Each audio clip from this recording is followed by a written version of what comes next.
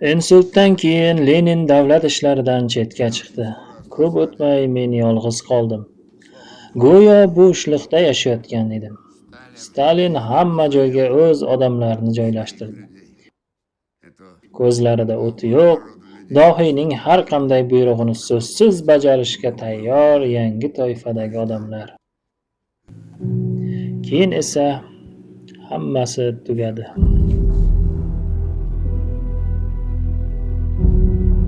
Trotskiy boshchiligidagi muxolifat Leninni bezorilarcha ta'qib qilgani hammaga ma'lum emasmi?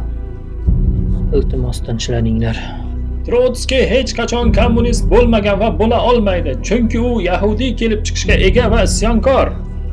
Trotskiy endi Leninning eng yaqin shogirdlaridan biri bo'lgan o'rtoq Stalinni tinmay haqorat qilayotganiga esa toqat qilib bo'lmaydi. U Rossiyada sotsializm qurilishiga ishonmaydi. Chunki rus xalqining kuchiga ishonmaydi. Uni otib tashlash kerak.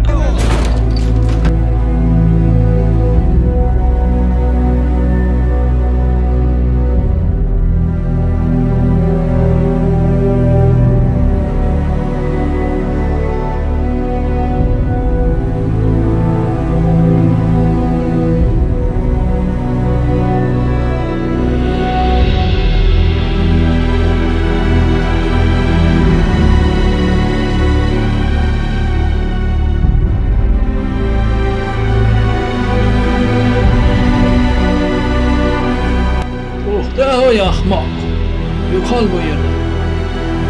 Mana ketdik. Ota. Odamlar, axir bu Trotskiy. Bu o'zboshimchalik-ku. Nega indamay turibsizlar?